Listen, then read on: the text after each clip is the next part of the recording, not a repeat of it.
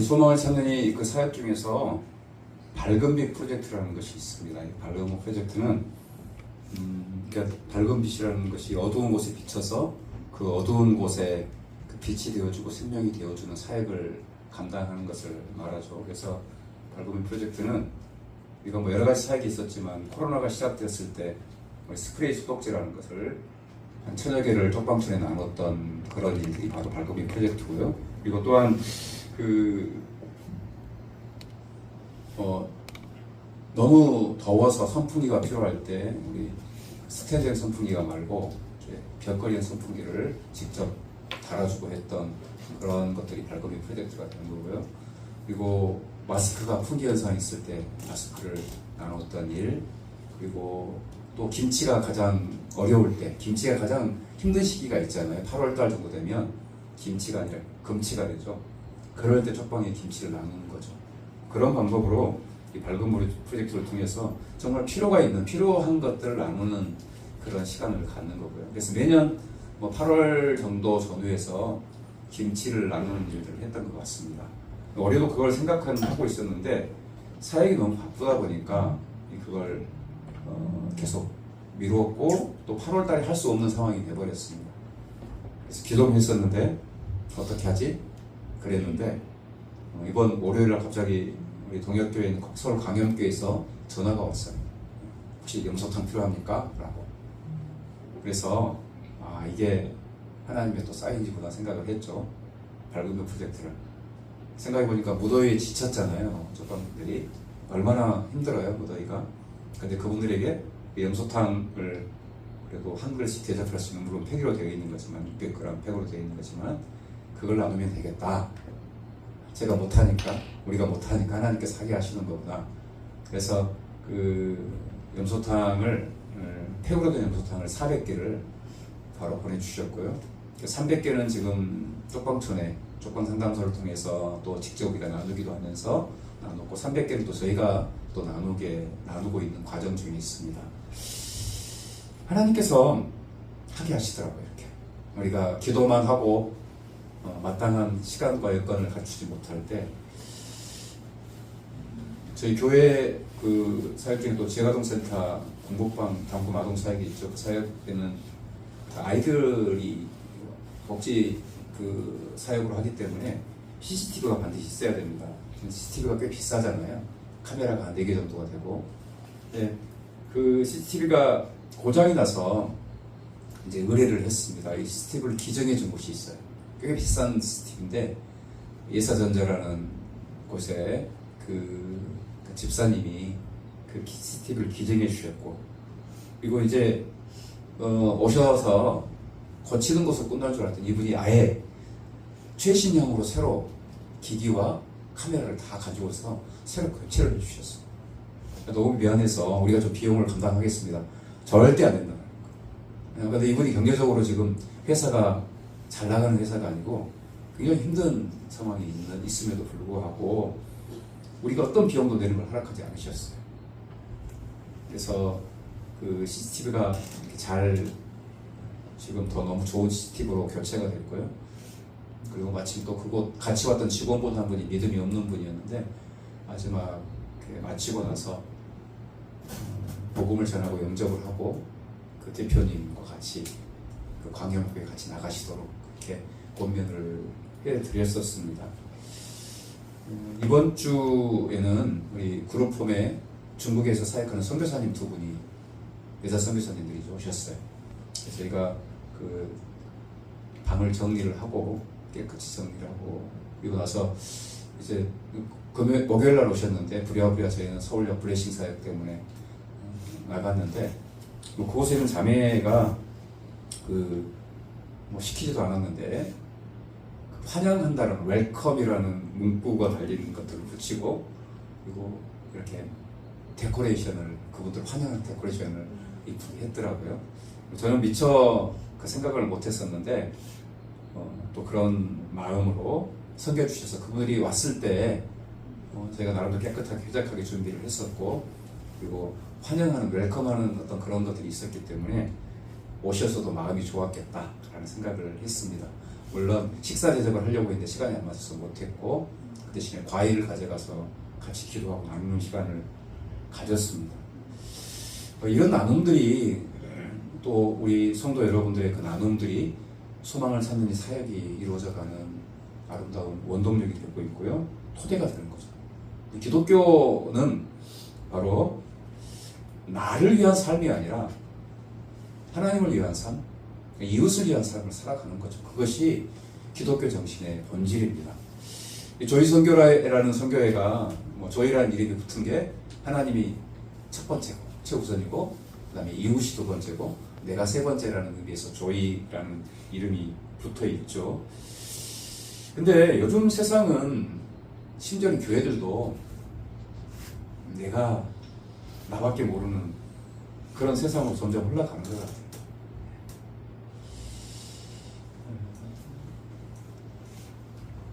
이 교회가 더구나 그런 모습들이 또 보이는 거죠. 오늘 이 말씀에도 등장하지만 자신을 사랑함이 최우선이 되고 자신을 중심으로 모든 것들을 생각하고 살아가는 그런 모습들이 심지어는 교회 안에도 있다는 겁니다.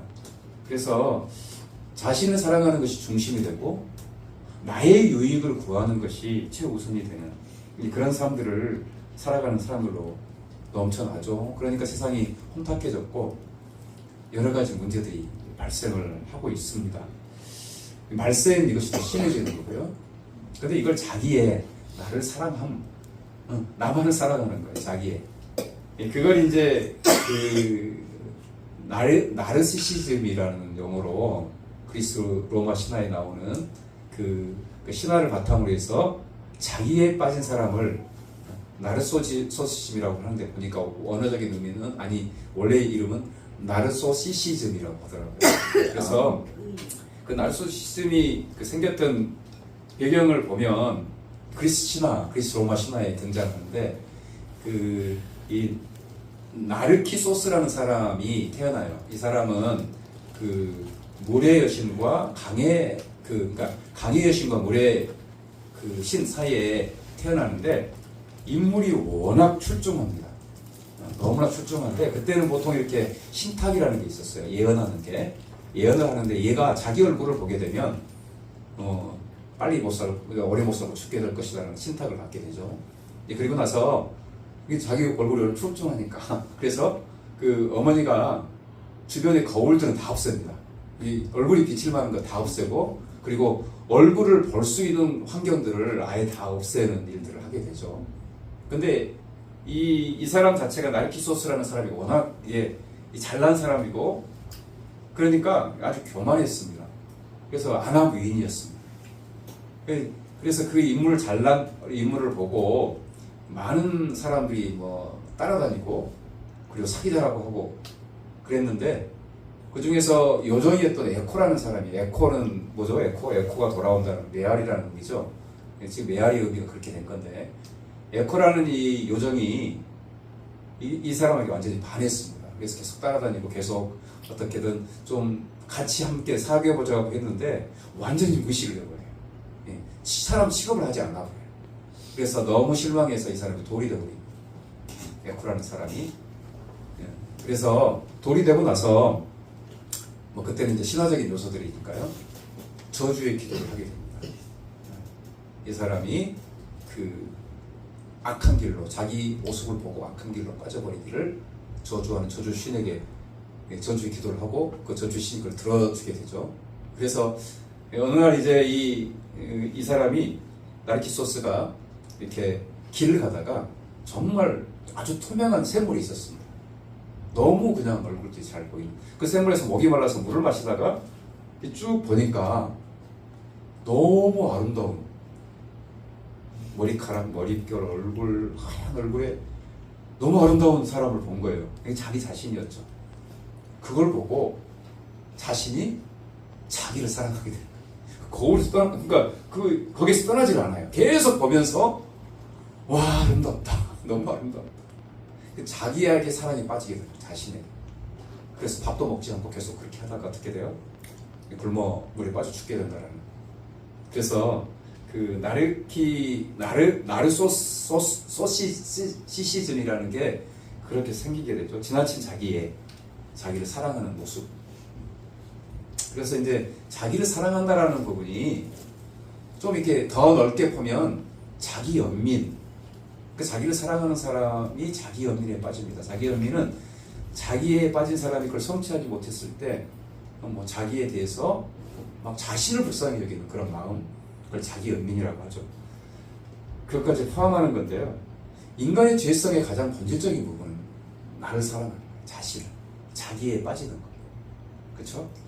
그래서 자신을 너무 사랑한 나머지 자신이 최고가 되는 거예요. 그러니까 궁극적으로 자신이 하나님이 되는 거죠. 그게 자기에 빠진 인간의 모습입니다. 그러니까 자기 중심적으로 모든 걸 생각해요. 그렇죠? 이 오늘 이 등장하는 나르키소스라는 사람처럼 모든 것이 자기 중심으로 생각을 하는 거죠. 그래서 나밖에 모르는 삶을 살아가요. 그리고 아까 이야기했지만 그런 것들이 좌절되면 자기 연민에 빠집니다. 나를 불쌍히 여기는. 오늘 성경 말씀은 이런 말세에 자기를 사랑하며 빠진 사람들의 모습을 말씀을 하고 있습니다. 우리 1절부터 4절까지 말씀을 한번 한 목소리로 같이 읽겠습니다. 시작. 그들은 이것을 알아두시되 마지막 날에는 어려운 때가 닥칠 것을 사람들이 자기를 사랑하며 돈을 사랑하며 허풍을 떨며 거만하며 하나님을 모독하게 될 것에 부모님을 거역하며 은혜를 모르며 불경스럽게 될 것에 인정머리가 없으며 원한을 풀지 않으며 남을 헐뜯으며 자제력이 없으며 사나우며 선한 일을 좋아하지 않게 될 것에 배신하며 무모하며 거들먹거리며 하나님을 사랑하기보다 쾌락을 더 사랑하게 될 것에. 오늘 말씀에 첫 등장하는 내용이 자기를 사랑한다는 내용이 나오죠. 근데 자기를 사랑하는 모습이 이런 모습으로 하나하나 귀결되는 거예요. 내가 세상의 중심이 되고 자신을 향한 그 사랑함이 이렇게 안아부인이 되는 거죠.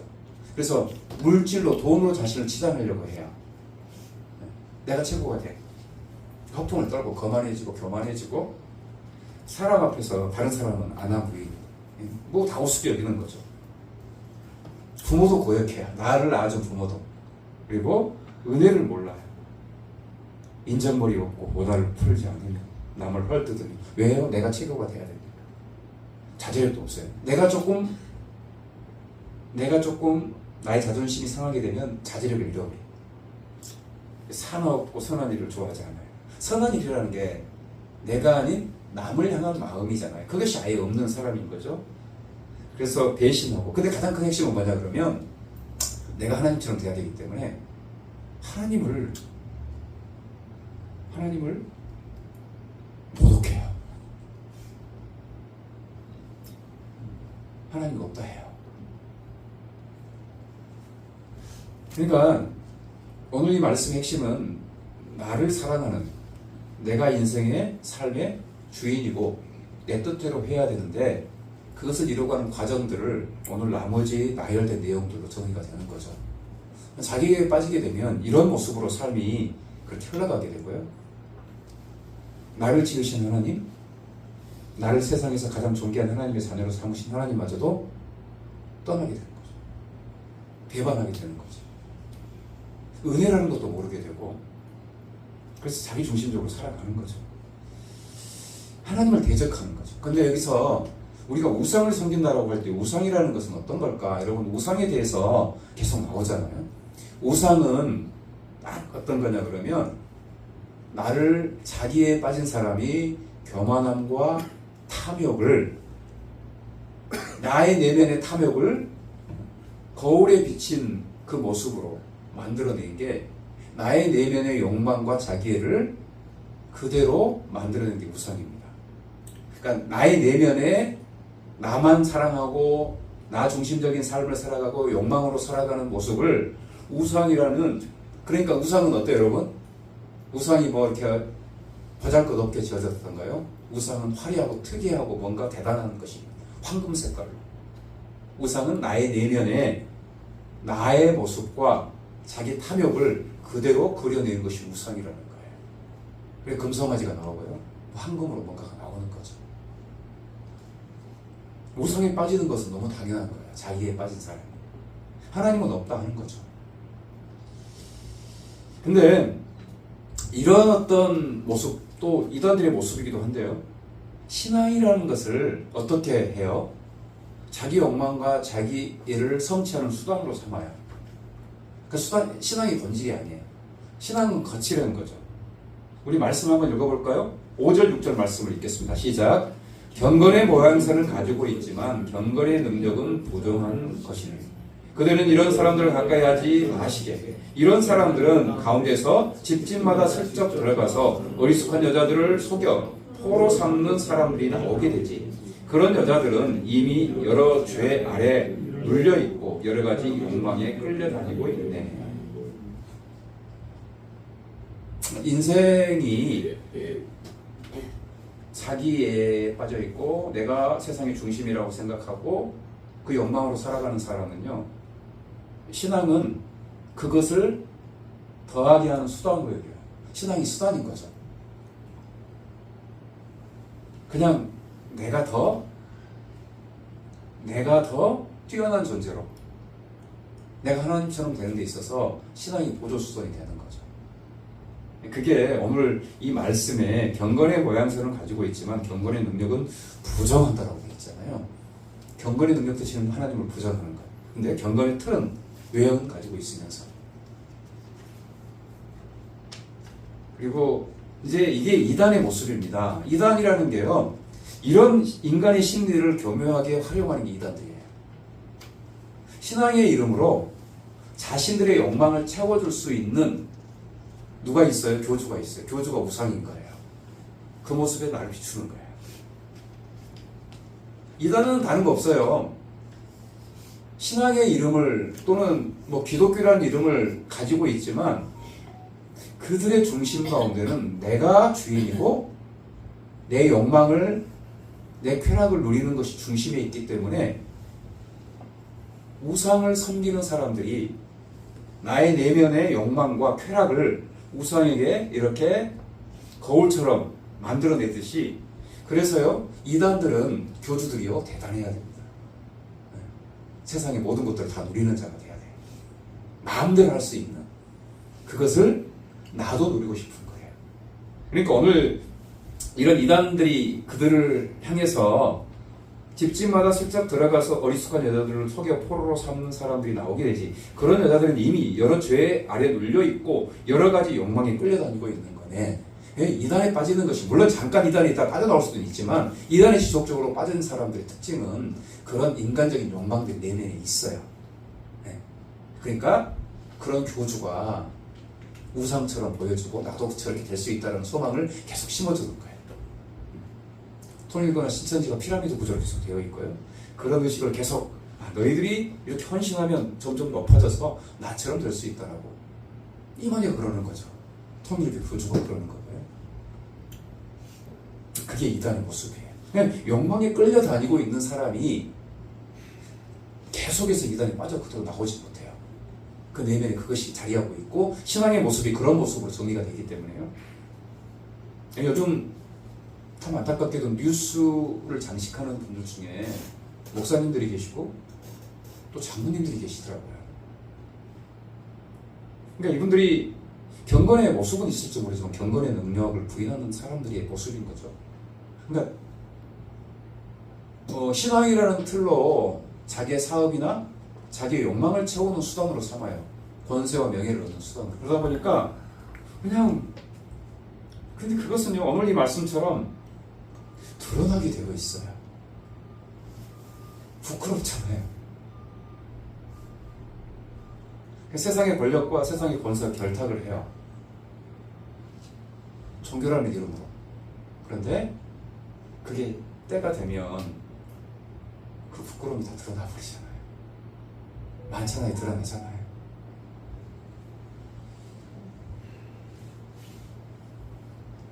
그리고 7절 말씀 한번 읽어볼까요? 7절 말씀 읽겠습니다. 시작. 그들은 늘 배우기는 하지만 도무지 진리를 깨달아 아는데 이를 수 없는 이들이네. 여기까지 보겠습니다.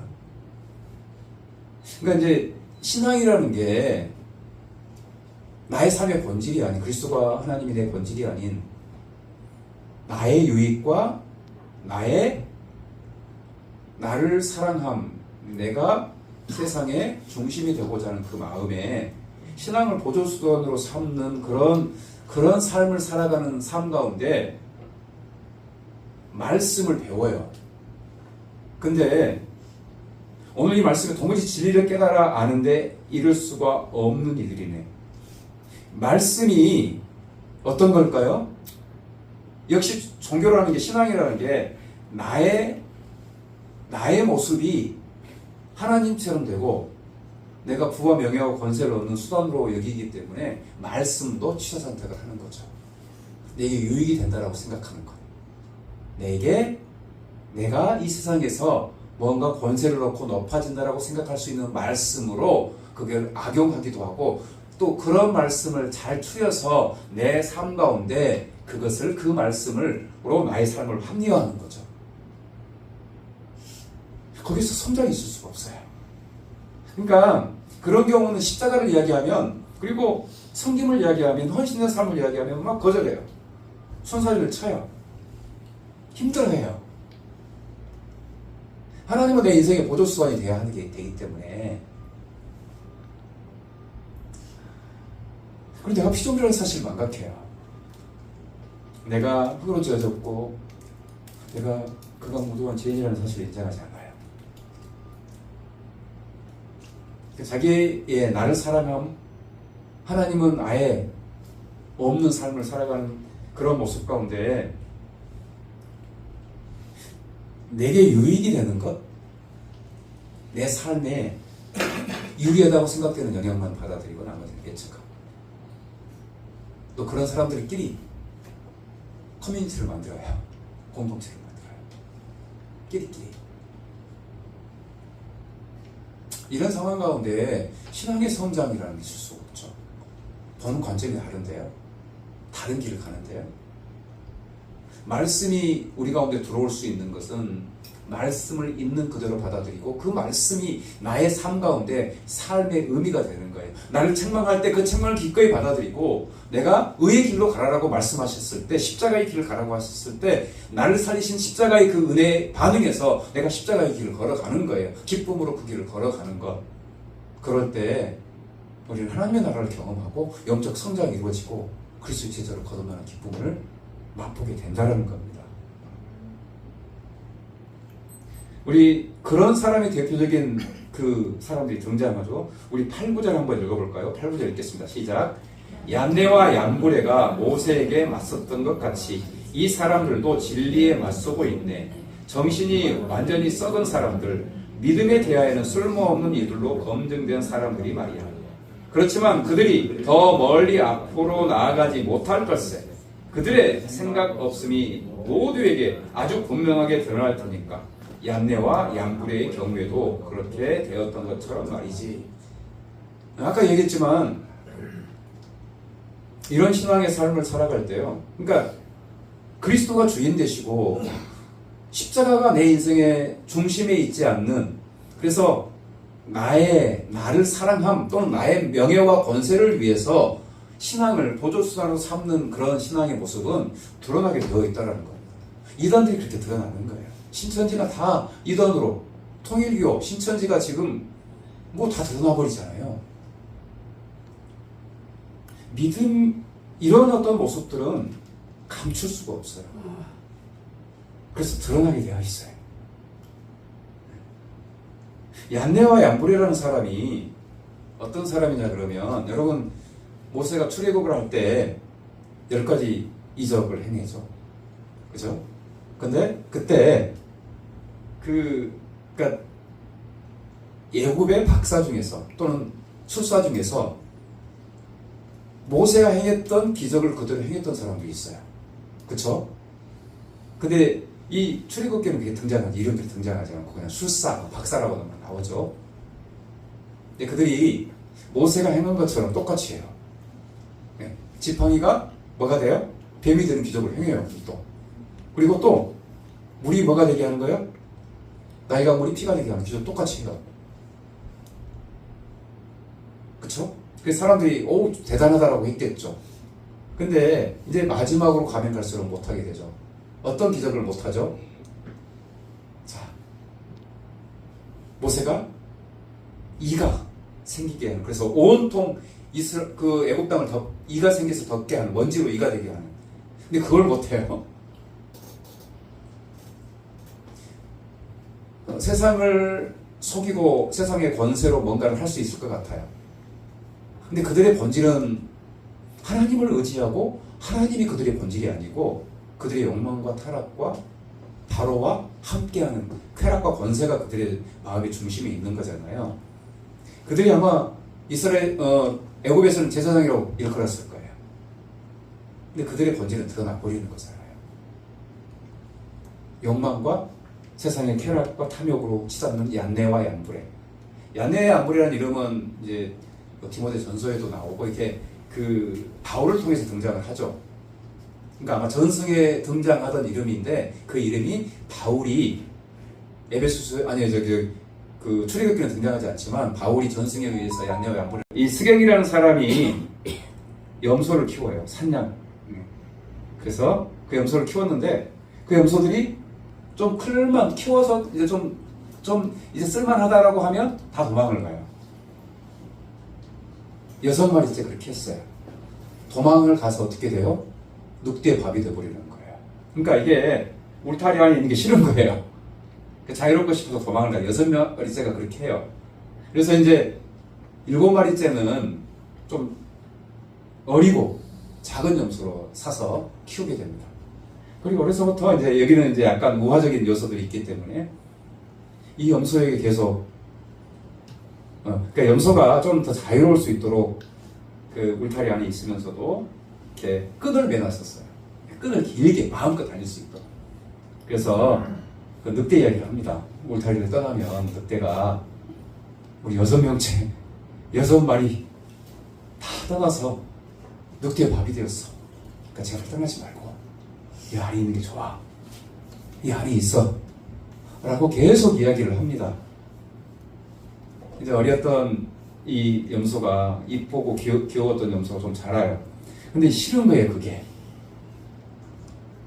그 울타리 안에 있는 게 싫은 거예요. 그래서 스갱 씨가 잠깐 자리를 비운 사이에 울타리를 그 끈을 풀고 나갔습니다. 너무 좋죠. 뭐 이게 울타리 안에 있던 그 모습보다 세상에서 풀도 너무 좋은 풀도 많은 것 같고 뭐 자연도 좋고 그래서 밖에서 그 내가 살았던 그것을 보니까 너무 볼품없는 거예요. 야, 내가 저기에 살았단 말이지. 그리고 밤에도 안 들어가고 있었어요. 그러니까 늑대를 만났죠. 늑대한테 밥이 돼버렸어요. 후회해죠. 늑대 밥이 되는 순간 그 스갱스가 부는 피리 소리가 들렸어요. 이미 늦어버렸죠. 여러 가지 뭐 이게 정치적인 상황과 그런 것들을 가르치는 내용들을 담고 있는 거긴 한데 우리에게 주는 교훈은 뭐겠어요? 그리스도 안에 있는 거예요.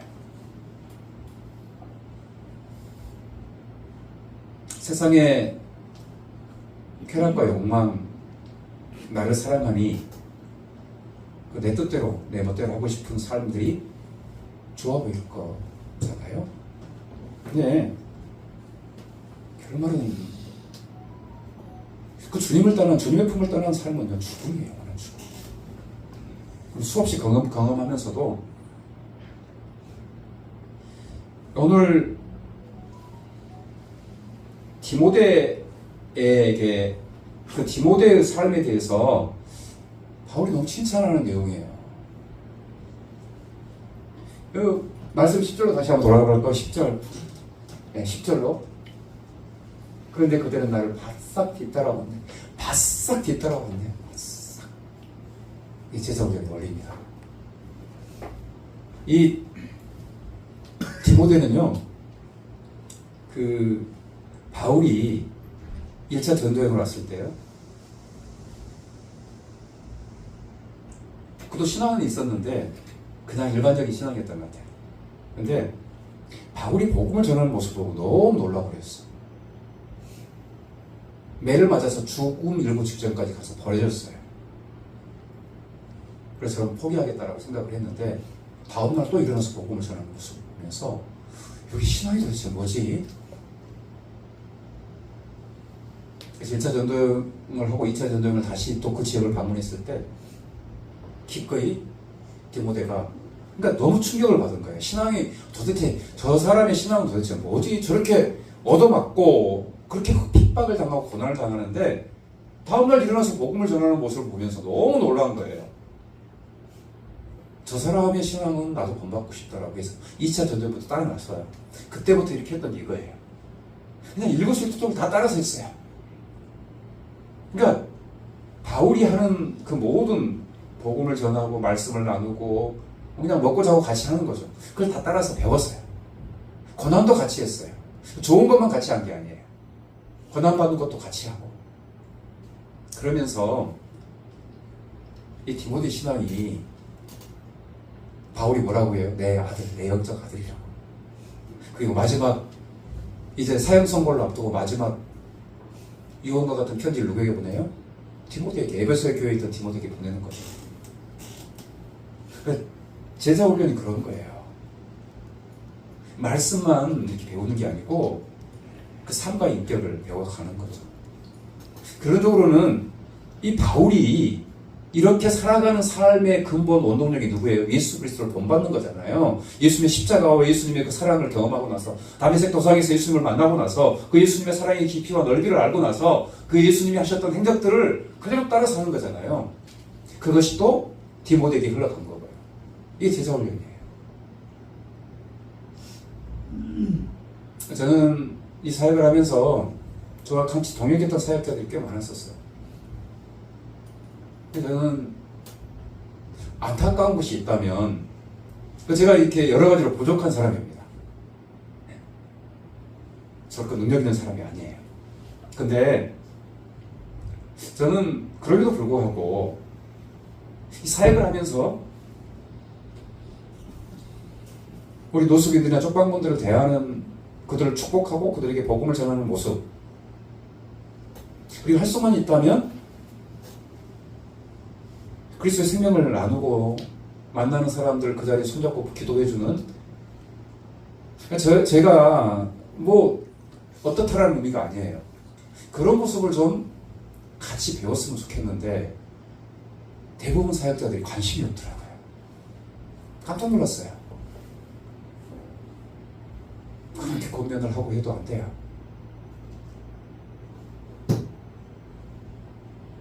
어떤 분은 제가 복음을 전하라고 이렇게 이사를 한다고 해서 복음을 전하고 1시간 동안 그 운전기사와 같이 차를 탔는데 예수 예자도 못 꺼냈다고 그러더라고요.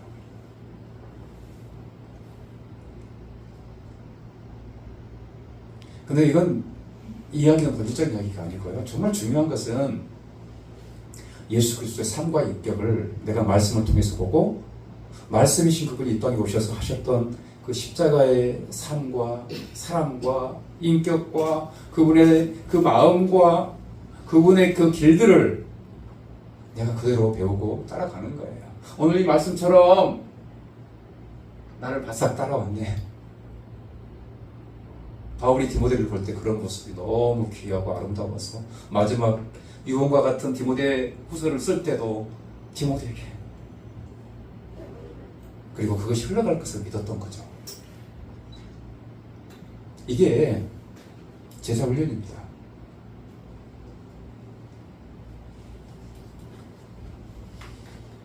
제자의 원리가 바로 그런 거죠.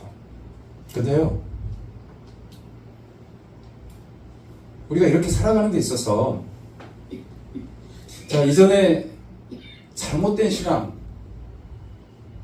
그리스도가 주인되고 그리스도 십자가가 주인되지 않은 나를 사랑하고 나의 욕망과 쾌락을 위해서 신앙을 보조수단으로 삼았던 그런 모습이 아닌, 정말 그리스도가 주인 되시고 그리스도의 생명 가운데 살아갈 수 있는 원동력이 있다면 그것은 그리스도의 진리의 말씀이 온전히 그대로 내 마음속에 들어오고 취사선택하는 것이 아니라 책망하고 바르게 하고 우로 교육하고 그리고 주님의 진리의 길로 나아가는 그런 것들에 그 말씀을 받아들이고 그 말씀이 삶이 되는 거예요. 그리고요, 말씀이신 그분이 그리스도가 생명이 되셨잖아요. 말씀이 육신이 되신 그리스도의 삶과 인격을 우리가 따라가는 거예요. 그게 제자의 삶이에요. 오늘 그것을 바울이 디모데에게, 사랑하는 영적 아들인 디모데에게 다시 한번 되풀이해서 말씀을 하고 있는 거죠. 고난도 기쁨으로 받았던 그 삶. 우리 13절, 12절, 13절 한번 읽어볼까요? 자, 시작. 그리스도 예수 안에서 경건하게 살고자 하는 사람은 모두 박해를 받게 될 것을. 그런데 악한 사람들과 사기꾼들은 더 나쁜 대로 나아가서 남을 속이기도 하고 자기들이 속아 넘어가기도 할 것이다. 그리스도의 생명의 능력으로 살아가기 위해서는 고난이 필요해요. 박해가 있어요. 다른 삶을 살잖아요. 근데 고난이 없을 수가 없어요.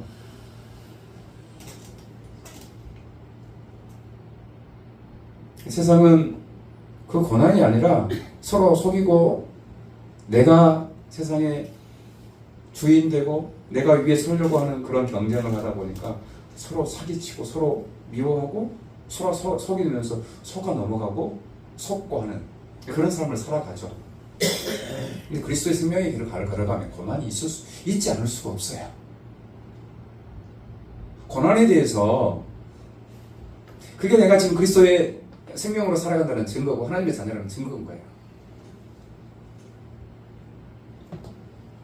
그리고요, 우리 말씀을 이제 정리하도록 하겠습니다. 우리 14절부터 우리 17절까지 말씀을 한 목소리 읽겠습니다. 시작. 그러나 그대는 배워서 굳게 믿고 있는 것들을 안에 머물게 있으시게. 그대는 어떤 사람들한테서 그것을 배웠는지 알고 있네. 그대는 갓난아기 때부터 성경을 잘 알고 자라왔지. 성경은 그대를 지혜롭게 하여 그리스도 예수를 믿는 믿음을 통하여 구원에 이르게 할 수 있네. 성경은 다 하나님의 숨을 불어 넣으신 것으로 가르치고 꾸짖고 바로잡고 의로 교육하는 일에 유익한 것이네. 17절 읽겠습니다. 그리하여 하나님의 사람이 온갖 선한 일을 하는데 제대로 세계를 갖추어 자격 있는 사람이 되도록 한다네. 하나님의 말씀, 그리고 말씀이신 예수 그리스도의 삶, 그것이 우리 안에 들어와야 돼요. 제가 여러분에게 여러 번 나눴겠지만 이 말씀은 여기 제가 이거 나눠드렸죠. 한번 펴보시고요. 말씀을 어떻게 묵상할 것인가, 말씀 묵상의 원리를 말씀을 하고 있습니다. 혹시 못 받으신 분 있나요? 이거? 지금 못 받으신 분 나눠드리고요.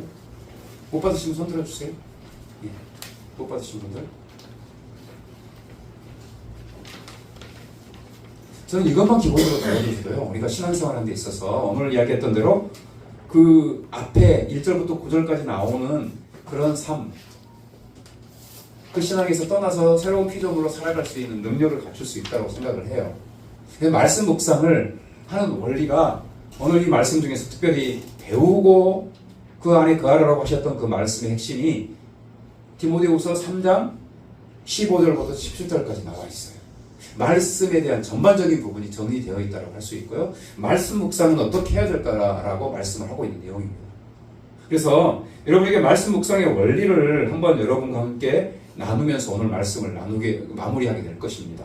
너무나 중요한 부분이기 때문에. 내가 그리스도의 제자로 거듭나는 가장 기본이 되고 토대가 되는 요소들이기 때문에요. 말씀 묵상, 이걸 큐티라고 하죠. 예, 말씀 묵상은 큐티라고 해요. 근데 이 말씀 묵상은 이게 뭐 러비네이트 라는 말씀 묵상의 의미가 있어요. 거기는 이렇게 그 소화하다, 씹어 소화하다는 내용이 의미이죠. 그래서 말씀 묵상은요, 말씀을 씹고 또 씹고 해서 그 말씀이 나의 자양분이 되도록, 그게 말씀 묵상의 의미가 되는 거죠. 근데요, 제가 여러분의 말씀 묵상을 하는 데 있어서 중요한 팁들을 몇 가지 알려드리려고 합니다. 우리는 보통 지금 여러분이 얼마나 이걸 활용하는지 잘 모르겠어요. 이거 새벽 기도를 계속 하고 있고, 월요일은 그 다음 주에 본문 말씀을 받고 하고 있고, 토요일은 잠언 말씀을 지금 계속 하고 있어요. 이 말씀 묵상을 어떻게 할 것인가, 매일매일 말씀 묵상의 내용들이 있고 그 새벽 기도가 되어지고 있고 그러는데, 첫 번째 중요한 원리는 말씀 묵상을 할 때 다음날 묵상할 내용을 내가 자기 전에 한번 읽고 자는 거예요. 굉장히 중요합니다. 왜냐하면 이럴 때요, 뭐 저는 말씀 준비를 하다 보니까 뭐 그렇게 할 수밖에 없는 건데요. 한번 읽고 자면요, 그 말씀이 내가 자면서도 묵상이 돼요. 정리가 돼요. 신기합니다. 내가 자니까 쉬운 게 아니고 내 몸은 자지만 내 뇌의 한 부분에서 내가 전날 잊고 잤던 그 말씀이 계속 묵상이 돼요. 안에서. 그리고 다음날 내가 말씀을 묵상할 때 그게 더 훨씬 더 능력 있게 다가오게 되죠. 그러니까 여러분이 여기 나와 있는 말씀 묵상을 할 때 전날 미리 한번 그냥 읽고 자십시오. 하루를 마감하면서 간략하게 기도. 그리고 나서 우리가 말씀 묵상을 할 때 찬양을 하고 찬양을 함으로써 하나님 앞에 더 가까이 나아갈 수가 있어요. 그러니까 시편 찬양들이 많이 있잖아요. 그 시편 찬양을 중심으로 해서 찬양을 하면서 하나님의 말씀 앞에 나아가게 하는 것이 첫 번째 단계이고, 두 번째는 모든 성경은 하나님의 감동으로 된 것이죠. 성령의 감동으로 된 것이죠. 그래서 두 번째 기도할 때, 이 말씀 묵상을 위해서 기도할 때 성령님의 감동하심을 구하는 기도를 하는 거예요. 성령님, 말씀을 감동으로 지으신 성령님, 이 말씀이 깨달아지게 해주시고 말씀이 삶이 될 수 있는 지혜를 더해 주십시오라고 기도하는 거죠. 그리고 이제 말씀을 읽습니다. 한 3번 정도. 그리고 저희가 남산 블레싱을 갔을 때 하는 건데요, 거기서는 자연 속에서 말씀을 틀어놓고 들어요. 그 본문 말씀 2-3번. 첫 번째 들을 때는 내가 말씀의 상황들 속으로 들어가는 거죠. 그래서 그때 어떤 것들을 그림으로 그려보고, 그리고 내가 그 말씀의 대상자가 되고, 마지막에 나에게 주신 말씀이 뭔가를 듣는 3번 수단이 있고요. 그냥 읽어도 상관없습니다. 그래서 말씀을 3번을 듣거나 정독하고, 그 다음에 흐름들은 파악이 되잖아요. 그러면 필요하면 거기에 뭐 주석서나 그런 것도 확인하시면 배경을 알 수 있기 때문에 좋습니다. 그리고 말씀 묵상을 할 때 전부 다 하려고 하지 마십시오. 흐름들은 알지만 나에게 마음속에 딱 박혀오는 구절이 있어요. 나의 교훈이 되고 책망이 되고 바르게 하기를 원하시는 그 구절 한 구절을 집중적으로 묵상을 하는 겁니다. 그래서 그런 원리를 따라서 하게 되고요. 말씀 묵상의 원리가 오늘 이 디모데후서 3장 15절부터 17절에 나와 있어요. 말씀 묵상을 할 때 15절에 나와 있는 것은 너희가 어려서부터 성경을 알아내니, 우리 15절로 넘겨주시겠어요? 15절. 예, 같이 한번 읽어볼까요? 그대는 가난하기 때부터 성경을 잘 알아왔지. 성경은 그대를 지혜롭게 하여 그리스도 예수를 믿는 믿음을 통하여 구원에 이르는 지혜에 이를 수 있게 할 수 있네. 이 말씀 묵상할 때 이걸 본질 묵상이라고 해요. 예수 그리스도, 십자가, 구원, 하나님의 성품, 그것을 성경에서는 뭐라고 말씀하시는지를 찾는 게 본질 묵상이라는 거예요. 구원에 대해서, 십자가에 대해서, 구약이든, 여기서는 오히려 구약적인 요소가 강하죠. 이때는 신약이 나오기 전이었기 때문에. 물론 예수님의 말씀도 그때 포함됐겠죠. 전성으로 되어졌던 그 말씀을 통해서 예수 십자가를 찾아내는 거예요. 구원이 뭔가, 하나님의 성품은 뭔가, 이게 본질 묵상이에요. 이게 첫 번째 말씀 묵상할 때 해야 될 일입니다. 예수님의 십자가는, 인간의 죄성은 어떻게 말씀을 하고 있는가, 그게 본질 묵상입니다. 그리고 두 번째가 우리 19절, 16절이죠. 16절 읽겠습니다. 시작. 성경은 다 하나님의 숨을 불어넣으신 곳으로 가르치고 꾸짖고 바로잡고 의로 교육하는 일에 유익한 것이네. 성경을 두 번째로 묵상할 부분은, 본질 묵상을 했다면 두 번째는요, 그리스도의 삶에 대한 묵상입니다. 그리스도에서 삶을 어떻게 살아가야 할 것인가를 이 말씀을 통해서, 내게 지금 이 말씀이 무슨 교훈을 주고 계시는가, 나를 어떻게 가르치시는가, 아니면 굉장히 중요한 요소가 나를 어떻게 책망하시는가요. 책망을 잘 받아들여야 돼요.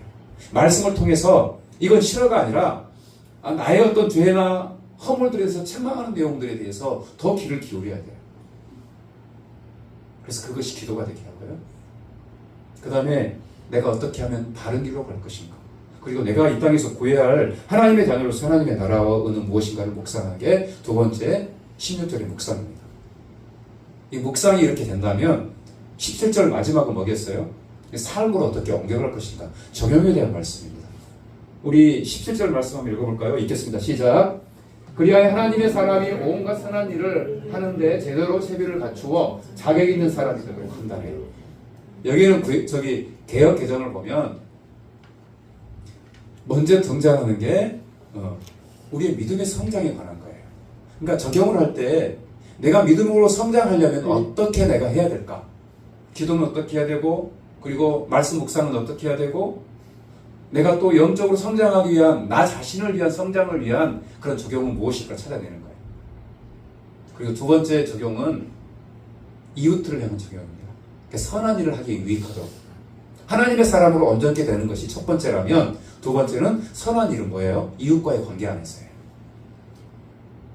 내가 내 아내에게 또는 내 가족에게는 어떻게 적용할까? 그 다음에 교회 공동체 안에서는, 힘겨운 이웃을 향해서는, 우리 나라와 민족을 위해서는, 열방을 향해서는 어떻게 적용할 것인가? 그러니까 영역들을 이렇게 다 정해놓고 오늘 주셨던 말씀 중에서 그걸 적용하는 틀들을 찾아가는 거죠. 그게 적용의 원리입니다. 그러니까 이 디모데후서 3장 15절부터 16절, 17절까지는 말씀 묵상을 어떻게 할 것인가, 말씀이라는 것이 무엇인가가 아주 너무 정확하게 나와 있어요. 그래서 이 말씀을 마음속에 새기면서 말씀 묵상을 할 때 그 말씀이 살아 역사하게 되고 나로 하여금 진리의 길을 걸어갈 수 있도록 인도하는 거죠. 그리고 말씀 묵상을 할 때 중요한 요소가 있다면 특별히 책망하고 특별히 내가 교훈하는 그 말씀들 나에게 적용해야 돼요. 목회자가 못된 부분이 있다면 그 말씀 묵상을 저 사람한테는 어떻게 적용할 까, 어떻게 할까? 아주 못된, 나에게 적용해야 돼요. 철저히 나에게. 근데 그게 안 되잖아요. 이 말씀 묵상을 할 때 나 자신에게, 나 자신을 찌르고 나 자신을 쪼개야 되는 거예요. 그리고 남에게 적용할 것은요, 그것은 우리의 기도문에도 나와 있지만 누군가가 어떤 그런 것 떠오르면 그냥 중보하면 되고요. 그리고 선한 일을 위해서는 남에게 적용하는 거. 이해가 됐어요? 선한 일. 내가 그에게 어떤 선한 일을 할 것인가? 내 이웃을 향해서. 굶주리는 이웃을 향해서 내가 어떻게 선한 일을 할 것인가? 그걸 찾아가는 거죠. 이게 3P 원칙이라는 것이 있어요. 철저히 나에게 적용하는 것, 그 다음에 실현 가능할 것, 그 다음에 구체적일 것. 그게 그 3P라는 말씀 묵상의 원리이고요. 그리고 신앙과 삶이 외떨어져 있으면, 그러니까 삶의 모든 순간에 이 말씀을 어떻게 적용할까 생각을 해봐야 돼요. 내가 살아가는 직장이면 직장 안에서, 내가 만나는 만남 가운데서 어떻게 생명을 전하고 복음을 나눌 것인가를 묵상을 할 필요가 있고요. 그리고 다섯 번째가 중요한 것이 있습니다. 말씀을 묵상할 때 그냥 말씀이 그대로 기도가 되게 한번 해보세요. 시편 말씀은 어떤 거죠, 우리가? 9월부터 다시 시편으로 돌아갈 텐데, 시편은 누구의 기도예요? 네? 다윗의 기도입니다. 다윗의 기도가 내 기도가 되게 하는데요. 이 말씀이 나의 기도로 바뀌게 한번 해보세요. 그냥 말씀을 기도로 자연스럽게 옮겨가 보도록 해보세요. 굉장히 중요합니다, 이게. 말씀이 기도가 되게 하는 거. 말씀을 묵상하면서 그 말씀이 들을 때 나의 기도가 되게 하는 거예요. 이건 굉장히 중요합니다. 제가 말씀 묵상의 원리를 여러분과 함께 이렇게 나눴습니다. 이번 토요일 날은 제가 오픈 블레싱을, 남산 블레싱을 한다고 아마 공지를 했을 건데 대부분이 바빠서 못 오셨고, 저 포함해서 5명이 남산을 갔습니다. 가서 말씀을 이렇게 암송하기도 하고, 그리고 그날은 특별히 여러분이 가기 때문에 제가 마음에 두었던, 이게 남산 거기로 올라가도 게이트 볼장이 있어요. 노인분들이 한 15분 내외가 항상 게이트 볼을 치고 있어요. 근데 저 보통 인사를 하는데 이분들 게이트 볼을 열심히 하다 보니까 인사도 잘 못 받으시죠. 저분들 한번 블레싱 해야겠다 생각을 했어요. 그래서 복숭아 한 박스를 사고 들고 그분들께 갔습니다. 그리고 인사하고, 그때 게이트볼 하다가 다시 모여들었어요. 아마 제가 거기 그 카톡방에 올려서 본 분들은 보셨겠지만 전혀 모르는 분들이잖아요. 근데 축복해드리고 소금 불어드리고 하니까, 소금을 부니까요 찬양을 불렀잖아요. 거기는 믿는 사람도 한 반절은 됐던 것 같아요. 거기 가까운 교회 다니는 분들. 근데 안 믿는 분이 찬양을 따라 불러요. 안 믿는데 찬양 따라 부르네요? 기억이 난 거예요. 옛날 기억이. 4줄 가까이 하면 찬양이 기억이 나니까 같이 따라 부르더라고요. 나 같은 죄인 살리시는 걸 같이 따라서 부르더라고요. 그리고 축복 기도를 하고 마지막 복음을 전했어요. 그리고 가면서요, 운동을 하고, 그리고 우리가 말씀 묵상하는 의자가 있습니다. 거기에 가서요, 우리 5명이서 토요일날 묵상했던 잠언 12장 말씀을 묵상했어요. 근데 거기서 중요한 요소는 그 말씀이 뭐가 되게 하는 거, 기도가 되게 하는 것이었어요. 그래서 그 말씀에 근거해서 각자 기도하게 된 거예요. 그리고 내려오는 길은 우리 교회 성도들 중에서 기도해야 할 대상들,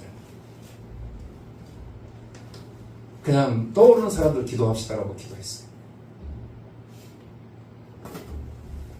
기도가 막 나오더라고요. 그래서 기도해야 할 대상, 중보기도 대상자들이 다 그냥 기도로 되는 거예요. 오늘 말씀을 이제 마무리합니다. 주님께서요, 오늘 1절부터 9절까지 말씀을 통해서 이단과 어둠의 권세들을 내게서 떠나라고 말씀하셔요. 그리고 나의 모습 가운데 오늘 말씀하셨던 그 내용에 내가 포함되는 영역이 있다면 거기서 떠나라고 말씀하셔요. 돌아오라.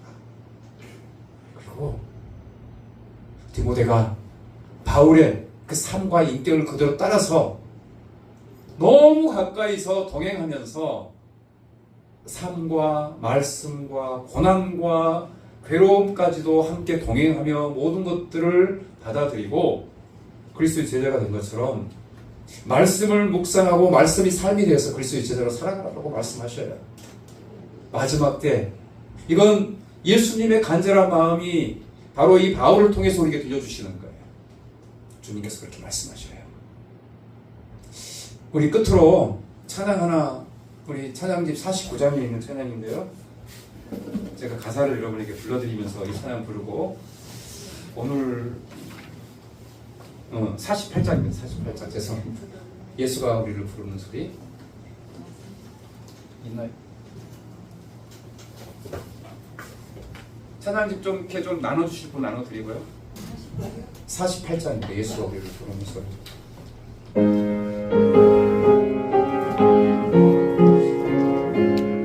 예수가 우리를 부르는 소리.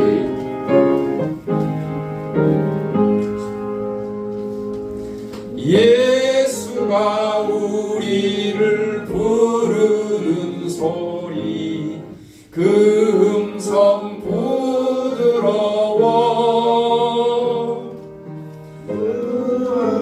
저 하나 주세요. 앞에도 좀 갖다 주세요. 여기 저 하나 주세요.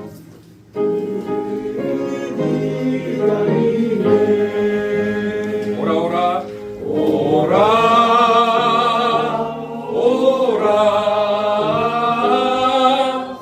방치 말고 오라.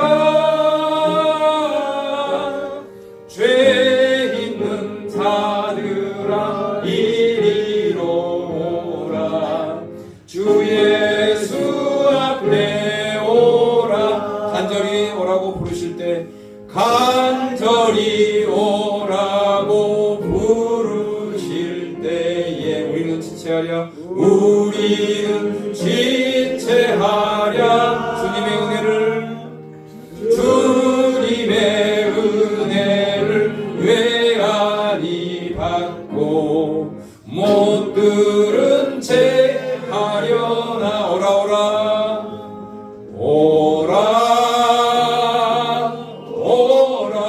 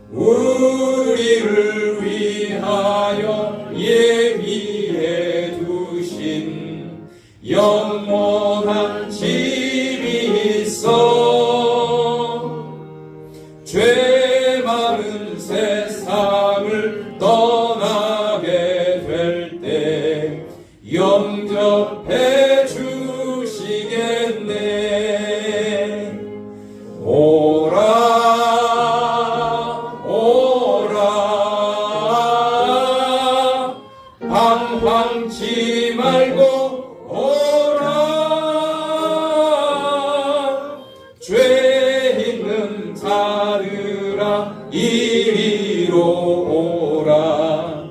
주 예수 앞에 오라. 하나님 아버지, 주님 앞으로 나옵니다.